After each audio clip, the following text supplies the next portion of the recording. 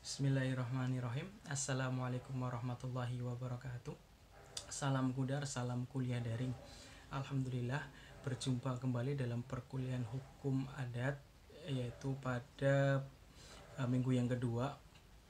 Di pertemuan yang kedua hari ini kita akan mempelajari mengenai istilah dan pengertian hukum adat, kemudian unsur-unsur hukum adat, asas-asasnya, serta perbedaan antara adat dan hukum adat. Baik, dimana sebelumnya pada pertemuan yang pertama sudah saya jelaskan mengenai teknis perkuliahan dan sedikit deskripsi mata kuliah kita hukum adat yang akan kita pelajari selama 1 semester. Dan pada hari ini akan saya sampaikan mengenai istilah dan pengertian hukum adat. Sebelumnya ingin saya sampaikan bahwa materi hukum adat ini adalah materi untuk mahasiswa Fakultas Hukum ya, tidak terkecuali untuk mahasiswa Fakultas Syariah, baik itu di prodi HKI, HES maupun Hukum Tata Negara HTN. Dan pentingnya mempelajari hukum adat ya, karena hukum adat itu adalah hukum asli ya, hukum asli pribumi masyarakat Indonesia. Dan hukum adat itu adalah merupakan salah satu sumber hukum dalam pembentukan hukum nasional di Indonesia. Untuk itu penting kiranya kita mempelajari tentang hukum adat, karena hukum yang baik adalah hukum yang sesuai dengan jiwa, kemudian sesuai dengan nilai-nilai moral bangsa serta kebudayaannya, sehingga masyarakat itu mau untuk mentaati dan melaksanakan apa yang sudah menjadi ketentuan dalam suatu norma atau suatu peraturan perundang-undangan. Untuk itu hukum yang baik itu tidak bertentangan dengan nilai-nilai yang ada dalam masyarakat, karena jika terdapat perbedaan maka akan terdapat pertentangan ya, penolakan serta protes di mana-mana. Dan jika suatu norma itu tidak dapat dilaksanakan, maka suatu norma itu akan batal ya demi hukum. Baik, langsung kita menuju pada istilah dan pengertian hukum adat, di mana pada mulanya istilah hukum adat ini sebenarnya belum dikenal oleh masyarakat Indonesia pada waktu itu ya. Yang mereka kenal pada waktu itu adalah adat ya, adat atau kebiasaan, di mana adat itu berasal dari bahasa Arab, yaitu al-adah, yang artinya adalah suatu kebiasaan, suatu aktivitas yang dilaksanakan terus-menerus sehingga menjadi suatu kebiasaan ya. Kemudian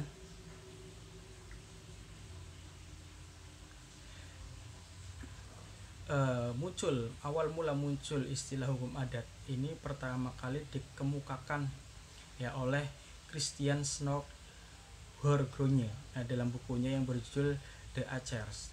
Jadi ketika itu Snoek Horgrone itu berada di Aceh, kemudian menulis buku mengenai The Acers atau orang-orang Aceh.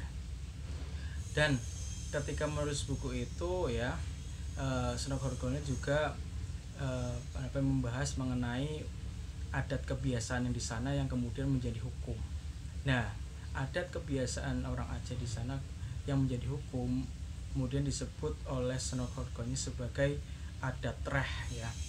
Adat Reh yang kemudian diikuti oleh Cornelis van Vollenhoven dalam bukunya yang berjudul Het Adat Reh van Nederland-Indië.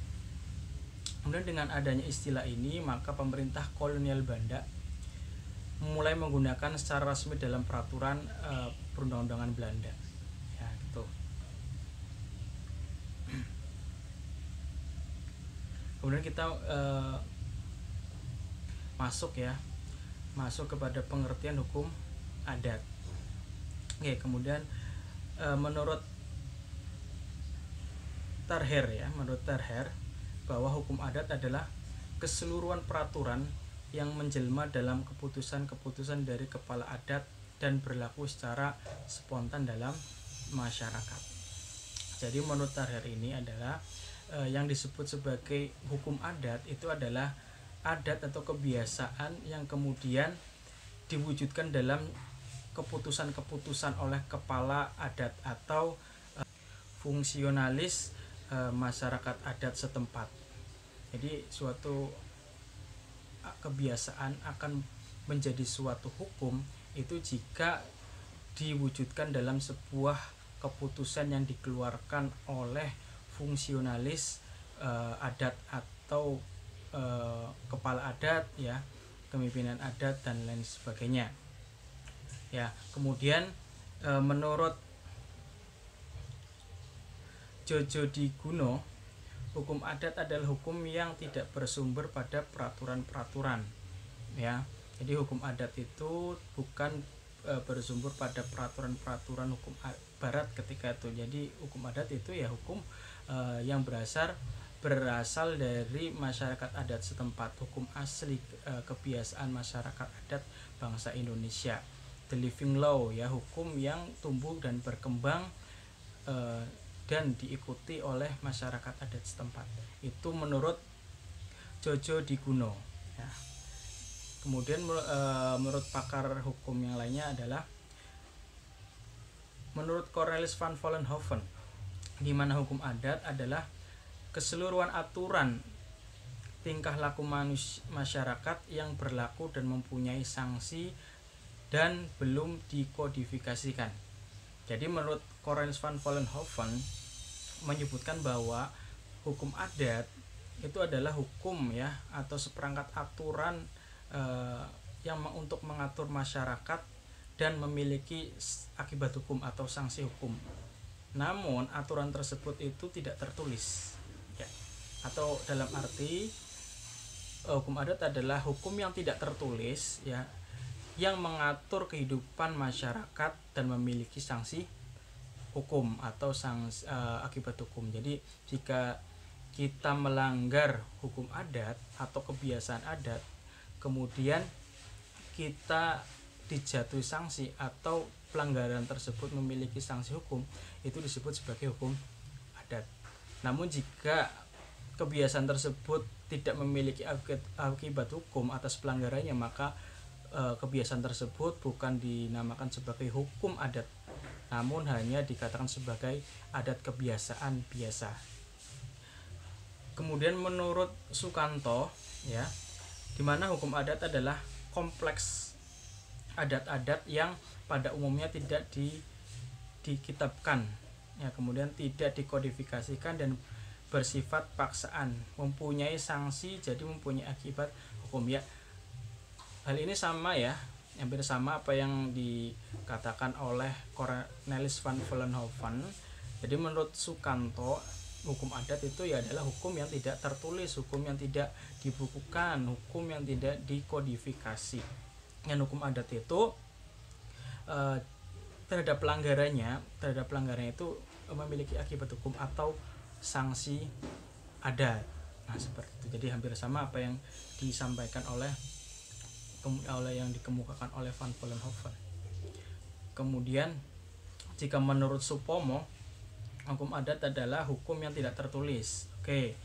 Di dalam peraturan yang tidak tertulis meliputi peraturan hidup yang meskipun tidak ditetapkan oleh yang berwajib tetapi ditaati dan didukung oleh rakyat yang berdasarkan atas keyakinan bahwa peraturan-peraturan tersebut punya kekuatan hukum. Ya, oke ya. Jadi menurut Supomo, hukum adat itu adalah hukum yang tidak tertulis dan kebiasaan tersebut merupakan aturan ya atau pedoman masyarakat dalam kehidupan sehari-hari, dan masyarakat itu meyakini kebenaran atas kebiasaan tersebut menjadi sebuah hukum, sebuah pedoman dalam dalam kehidupan sehari-hari, sehingga ketika masyarakat adat itu melanggar ketentuan tersebut akan dikenai sanksi atau hukuman. Itu. Kemudian selanjutnya adalah terkait unsur-unsur hukum adat, ya, dimana hukum adat itu juga terdiri dari beberapa unsur, ya, yang akhirnya kita dapat menentukan karakteristik dari hukum adat itu seperti apa. Nah, yang pertama adalah adanya tingkah laku yang terus-menerus dilakukan oleh masyarakat. Di awal sudah saya sebutkan bahwa hukum adat itu adalah suatu kebiasaan. Nah, kebiasaan itu terus dilakukan terus-menerus, ya, dan diikuti oleh masyarakat. Ya, itu. Kemudian yang kedua adalah tingkah laku tersebut teratur dan sistematis.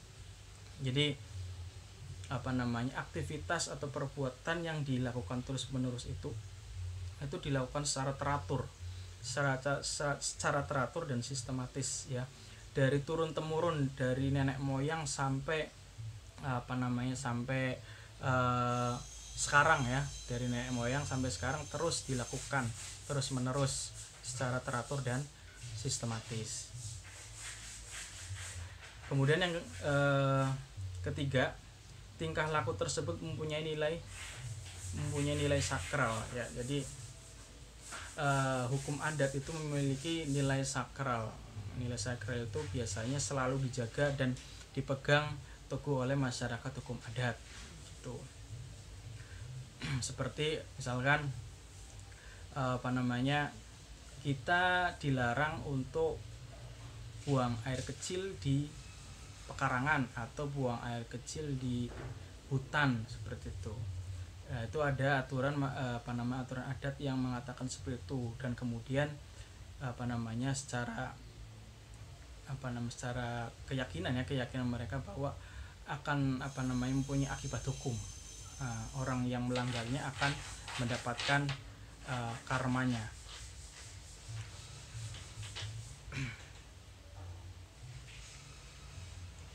Kemudian yang keempat, adanya keputusan kepala adat. Ya, keputusan kepala adat, ya, seperti apa yang sudah dikemukakan oleh para ahli hukum mengenai pengertian hukum adat, bahwa suatu hukum adat itu suatu kebiasaan atau adat katakan sebagai hukum adat itu ketika sudah diwujudkan dalam suatu keputusan, dan keputusan itu dikeluarkan oleh kepala adat atau fungsionalis dari masyarakat adat setempat. Ya, jadi kepala adat itu selalu, ya, dilibatkan dalam penentuan suatu kebijakan hukum adat, kebijakan adat. Tuh. Kemudian yang kelima, adanya sanksi hukum atau akibat hukum. Jadi adanya sanksi hukum atas pelanggaran suatu kebiasaan. Jika suatu kebiasaan itu tidak memiliki sanksi, maka itu disebut sebagai adat istiadat biasa, bukan dikatakan sebagai hukum adat. Dikatakan hukum adat jika kita melanggar, maka kita akan dikenai sanksi atau hukuman, itu, ya. Kemudian yang keenam, tidak tertulis. Nah, hukum adat ini tidak terkodifikasi, tidak dibukukan, tidak tertulis. Namun hukum adat itu tumbuh dan berkembang di kehidupan masyarakat adat, ya, dan dipedomani sebagai suatu kebenaran, sehingga masyarakat itu secara sukarela, yang menundukkan diri untuk mentaati segala norma-norma yang ada di dalam masyarakat. Kemudian nomor 7, ditaati dalam masyarakat. Nah, ini karena hukum adat ini adalah hukum yang sesuai, ya, yang sesuai dengan jiwa dan nilai-nilai moral yang ada di dalam masyarakat, sesuai dengan nilai kebudayaan yang dimiliki oleh masyarakat setempat, maka secara sukarela masyarakat tersebut juga mentaati, ya, masyarakat di lingkungan daerah adat tersebut mentaati apa yang ada di dalam aturan-aturan adat. Nah, demikian adalah unsur-unsur pembentuk hukum adat. Nah, kemudian kita masuk pada asas-asas pembentukan dari hukum adat. Asas pembentukan hukum adat ini terdiri dari 3 teori ya. Yang pertama adalah teori resepti and complexu, yang kedua adalah teori resepti, dan yang ketiga adalah teori resepti contrario ya. Yang pertama adalah teori resepti and complexu, di mana resepti itu adalah sebuah penerimaan kemudian kompleksu itu adalah keseluruhan, jadi penerimaan secara keseluruhan. Yang dimaksud teori resepti and complexu, kalau suatu masyarakat itu memeluk agama tertentu, maka hukum adat masyarakat yang bersangkutan adalah hukum agama yang dipeluknya. Jadi teori yang dikemukakan oleh Van den Berg yaitu adalah teori di mana jika suatu masyarakat hukum adat itu ya, suatu masyarakat adat hukum itu memeluk suatu agama, maka aturan-aturan yang ada dalam agama tersebut itu berlaku juga di dalam masyarakat hukum adat ya, sebagai pegangan dan pedoman kehidupan beragama. Itu yang disebutkan dalam teori resepti and complexu, penerimaan secara keseluruhan hukum agama ya untuk masuk pada hukum adat. Kemudian teori yang kedua adalah teori resepti, di mana teori ini merupakan teori yang bertolak belakang dengan teori yang sebelumnya, yaitu teori resepti and complexu. Ya, teori resepti ini dikemukakan oleh Christian Schnorr-Horgrove, di mana disebutkan dalam teori ini adalah suatu hukum agama atau hukum Islam ya ketika itu diberlakukan apabila dikehendaki atau diterima oleh hukum adat. Maka kebalikannya, jika hukum agama itu tidak diterima atau tidak dikehendaki oleh masyarakat hukum adat, maka ketentuan-ketentuan dalam hukum Islam atau hukum agama itu tidak dapat diberlakukan di masyarakat hukum adat. Nah, itu yang ada dalam teori resepti. Kemudian teori yang ketiga adalah teori resepti contrario, di mana teori ini dikemukakan oleh Hazahirin dan Sayuti Talib. Nah, pada teori ini justru hukum adatlah yang berada di bawah hukum Islam dan harus sejiwa dengan hukum Islam ya, sehingga hukum adat baru dapat berlaku jika telah dilegalisasi oleh hukum Islam. Kemudian Sayuti Talib ya juga menyatakan bahwa hukum perkawinan dan hukum perwarisan bagi umat Islam itu berlaku hukum Islam. Ini mengemukakan bahwa ya hukum adat bisa berlaku bagi orang Islam manakala tidak bertentangan dengan hukum Islam. Ini justru kebalikannya ya, dimana hukum Islam itu meresepsi hukum adat, dan jika ketentuan-ketentuan atau apa yang ada di dalam kebiasaan suatu adat itu bertentangan atau konflik norma dengan apa yang ada di dalam hukum agama, maka hukum adat itu tidak dapat diterima oleh hukum agama. Nah, seperti itu. Itu adalah teori-teori dalam pembentukan suatu hukum adat di Indonesia. Kemudian selanjutnya adalah ciri dan sifat hukum adat.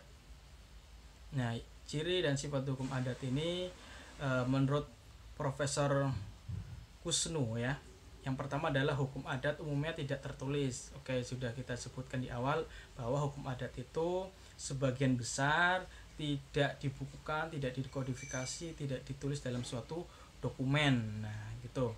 Karena hukum adat itu ya adalah ketentuan-ketentuan yang hidup dan kemudian diyakini bahwa ketentuan-ketentuan atau kebiasaan yang ada di dalam masyarakat adat itu benar. Kemudian yang kedua adalah tertuang dalam petuah memuat asas pri kehidupan dalam masyarakat. Jadi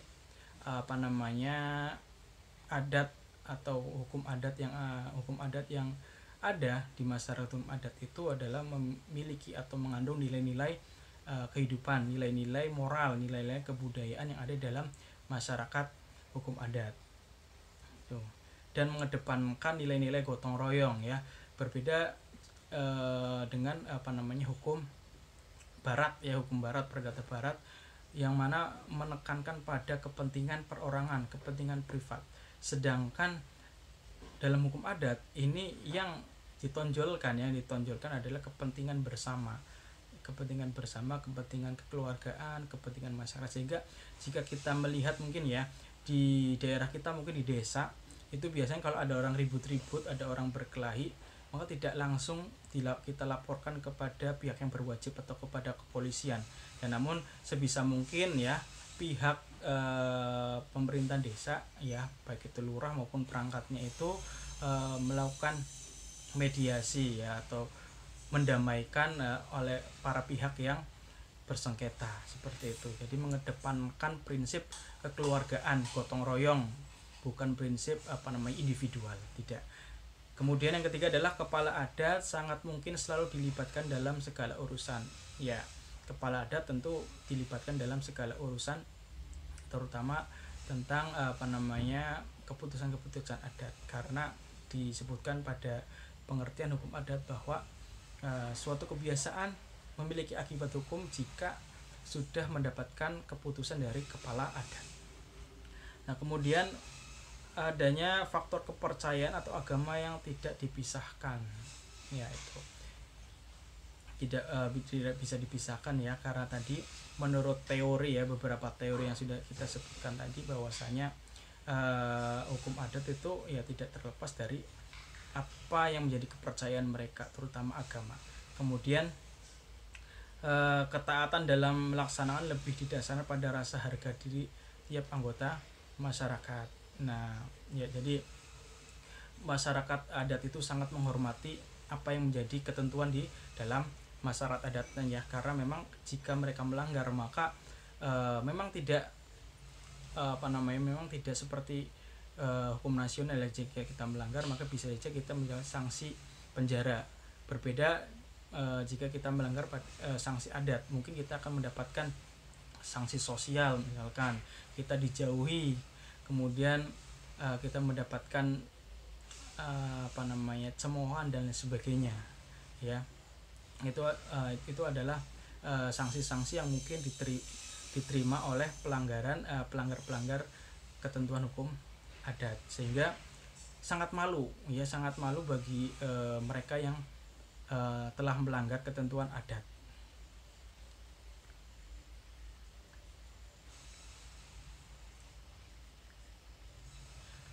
Dan yang terakhir adalah perbandingan antara adat dengan hukum adat, di mana perbandingannya adalah menurut pendapat dari Terhar, suatu adat akan menjadi hukum adat apabila ada keputusan dari kepala adat, dan apabila tidak ada keputusan maka tetap merupakan tingkah laku adat biasa.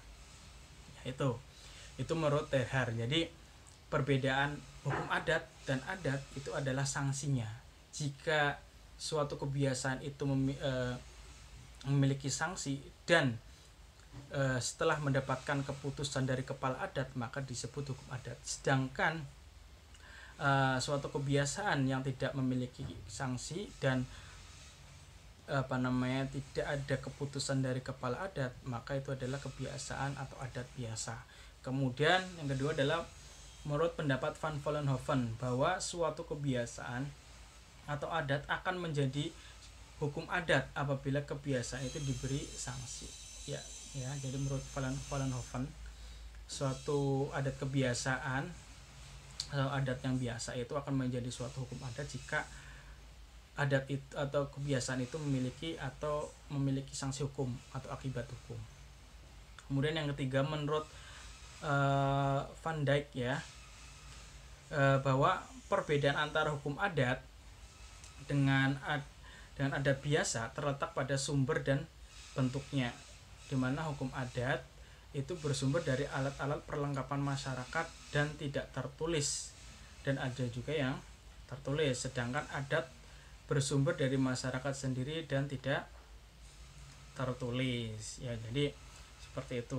Dan yang ketiga yaitu menurut Van Dijk ya, bahwa perbedaan antara hukum adat dan adat itu terletak pada sumber dan bentuknya, di mana hukum adat itu bersumber dari alat-alat perlengkapan masyarakat dan tidak tertulis, dan juga ada yang tertulis ya. Sedangkan adat biasa itu bersumber dari masyarakat itu sendiri dan tidak tertulis ya. Jadi hukum adat itu bersumber dari alat perlengkapan. Alat perlengkapan ini ya maksudnya adalah fungsionalis adat atau kepala adat atau perangkat adat ya di pemerintahan adat setempat. Nah, kemudian bentuk dari hukum adat itu tidak tertulis, namun juga ada yang tertulis ya, seperti ketentuan-ketentuan dalam agama itu kan ada yang tertulis, dan ketentuan agama itu kan juga ada yang diresepsi ya, ada yang diresepsi menjadi suatu hukum adat setempat. Dan sedangkan adat biasa itu ya bersumber dari masyarakat itu sendiri ya, dari kebiasaan-kebiasaan dari zaman nenek moyang sampai sekarang dilakukan terus menerus dan ditaati oleh masyarakat ya, namun tidak memiliki akibat hukum dan tidak tertulis. Nah, demikian pembahasan kita pada hari ini, dan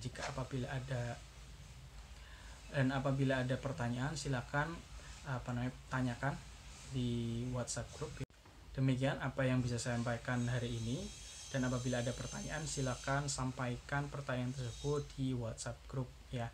Baik, saya ucapkan terima kasih. Assalamualaikum warahmatullahi wabarakatuh. Salam Kuda.